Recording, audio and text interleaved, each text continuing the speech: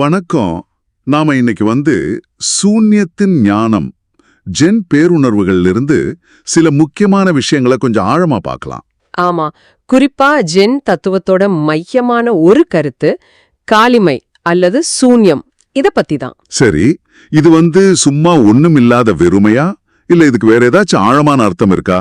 இத கொஞ்சம் தோண்டி பார்க்கலாம். இதுக்கு நாம போதி தர்மாவுக்கும் பேரரசர் ஊவுக்கும் நடந்த ஒரு சுவாரஸ்யமான உரையாடல், அப்புறம் ஓஷோவோட சில விளக்கங்கள், இதெல்லாம் வச்சு பேசலாம்.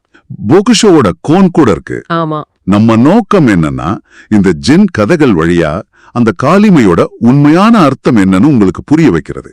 அது ஏன் ஒரு அறிவோட உச்சம்னு சொல்றாங்கன்னு கொஞ்சம் புரிஞ்சுக்க முயற்சி பண்றது. சரி, அந்த ஆரம்ப கேள்வியிலிருந்தே தொடங்கலாமே. பேரரசர் ஊ போதி தர்மர் கிட்ட கேட்டாரு, புனித போதனையின் முதல் உண்மை என்ன அப்படின்னு. அதுக்கு போதி தர்மர் சொன்ன பதில் உண்மையிலே எல்லாரையும் யோசிக்க வைக்கும். காலிமைதான், புனிதம் எதுவும் இல்லை. இது பேரரசருக்கு புரியவே இல்லை போல. ஆமா, கொஞ்சம் கூட புரியல. அதனாலதான் குழப்பத்தோட கேக்குறாரு, அப்படியானால் என் முன்னாடி நிக்கிறது யாரு? அதுக்கு போதி தர்மோட பதில் இன்னும் கொஞ்சம் எப்படி சொல்றது, புதிரா இருக்கு. அறிவில்லையே. ஆமா, அதுக்கு அர்த்தம் எனக்கு தெரியாது அப்படின்னு இருக்கலாம், இல்லனா அறிவுக்கு அப்பாற்பட்ட ஒரு நிலைன்னு கூட சொல்லலாம். இந்த பதில்களோட ஆழம் புரியாம பேரரசர் திகைச்சு நிக்க போதி தர்மர் பாட்டுக்கு போயிடுறாரு. ஆமா, இது ஏதோ சாதாரண உரையாடல் இல்லைன்னு பேரரசருக்கு அப்புறம் தான் புரிய வருது. எப்ப புரிய வருது? ஷிகோன்னு ஒரு சந்நியாசி மூலமா தெரிய வருது. அந்த போதி தர்மா வேற யாரும் இல்ல, புத்தரோட இதய முத்திரைய கொண்ட போதிசத்துவர் கண்ணன்னு. அப்படியா? உடனே பேரரசர் அவரை திரும்ப அழைக்கலாம்னு நினைக்கிறாரு. ஆனா ஷிகோ சொல்றாரு, அவர் இனிமே திரும்ப வரவே மாட்டார் அப்படின்னு. அடடா, அப்ப பேரரசர் ஒரு பெரிய வாய்ப்பை, ஒரு பெரிய பேருண்மையை தரிசிக்க வாய்ப்பை அப்ப தவக விட்டுட்டார். கரெக்ட். அதுக்கு காரணம் அந்த காலிமைங்கிற விஷயத்தை அப்போ அவர் புரிஞ்சுக்காததுதான். சரி, அப்போ இந்த காலிமை அல்லது எம்டினஸ்னா என்ன? சும்மா ஒண்ணுமில்லாத சூன்யமா? இங்க ஓஷோவோட வழக்கம் உதவுமா? அவர் இத நத்திங்னஸ்னு சொல்லலையே. ஆமா ஆமா, சரியா கேட்டீங்க. ஓஷோ இத நத்திங்னஸ், அதாவது வெறுமைன்னு சொல்லல. அவர் சொல்றது நோதிங்னஸ். நோதிங்னஸ் அது எப்படின்னா? அதாவது பொருட்கள் இல்லாத நிலை, உருவங்கள் இல்லாத நிலை. ஆனா அதுவே ஒரு முழுமை, ஒரு பூரணத்துவம். இது அகந்தை கரைஞ்சு போன ஒரு தூய உணர்வு நிலை. இது அறியாமை கிடையாது.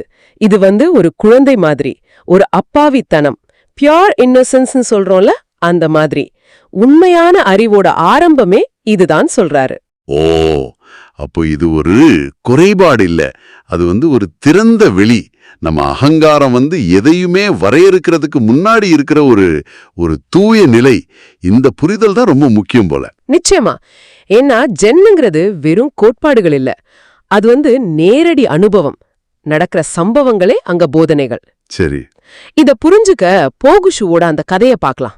அது ஒரு கோஆன், அதாவது நம்ம தர்க்க அறிவுக்கு சவால் விடுற மாதிரி, நம்மள யோசிக்க வைக்கிற ஒரு ஜென் புதிர் மாதிரி. அந்த கதையில போகுஷு ஒரு சன்னியாசி கிட்ட கேக்குறாரு, எங்க இருந்து வர்றீங்க அப்படின்னு. அதுக்கு அந்த சன்னியாசி என்ன பதில் சொன்னாரு? அவர் உடனே கத்சு அப்படின்னு கத்துறாரு. கத்சு அது என்னது? இந்த கத்சுங்கிறது ஜென் குருமார்கள் சில சமயம் பயன்படுத்துவாங்க.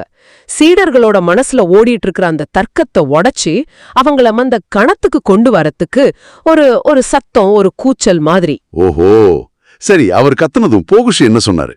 போகிஷு ரொம்ப அமைதியா, என் மேல கத்திட்டியே அப்படின்னு சொல்றாரு. உடனே அந்த சன்னியாசி திரும்பவும் கட்ஸுன்னு கத்துறாரு.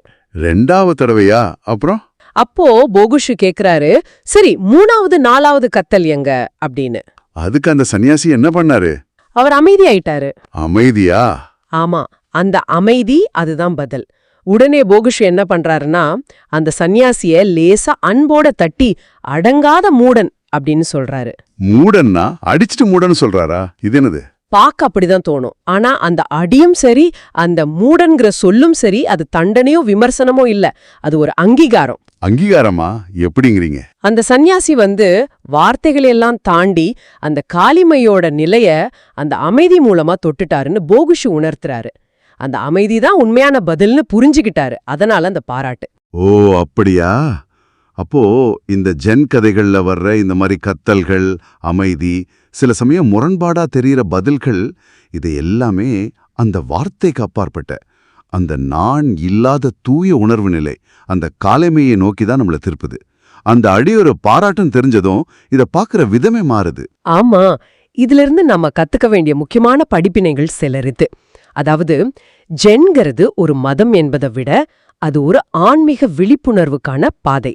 சரி. அந்த காளிமை அல்லது சூனியம்ங்கிறது வெறுமை இல்ல, அதுதான் உண்மை வெளிப்படுற ஒரு பூரணமான நிலை. போதி தர்மர் சொன்ன அறிவில்லையேங்கிறது கூட அறியாமை இல்ல, அது அகங்காரம் இல்லாத ஒரு தூய நிலை. கரெக்டா? மிக சரியா சொன்னீங்க. அந்த காளிமையை உணர்றது தான் உண்மை நோக்கிய பயணம். இன்னொன்னு, மனிதர்கள் இயல்பாவே முழுமையானவங்க. புனிதம்ங்கிறத நாம எங்கேயோ வெளியே தேட வேண்டாம், அது ஏற்கனவே நமக்குள்ள இருக்கு. நாம் அதை உணர்ந்து விழிச்சுக்கணும். அப்படிதானே இந்த மூலங்கள் சொல்லுது? அதேதான். ஆக மொத்தத்துல சொல்ல போனா ஜென் நமக்குள்ள இருக்கிற அந்த காளிமையை, அதாவது பொருட்களாலையும் எண்ணங்களாலையும் நிரப்பப்படாத ஆனா முழுமையான விழிப்பான ஒரு உணர்வு நிலை, அத கண்டுபிடிக்க வழிகாட்டுது.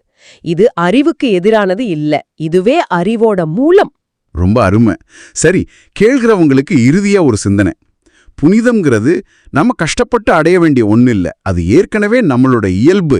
நாம அதுக்கு வீழ்ச்சிக்கிட்டா போதும்னு இந்த கதைகள் சொல்லுது இல்லையா?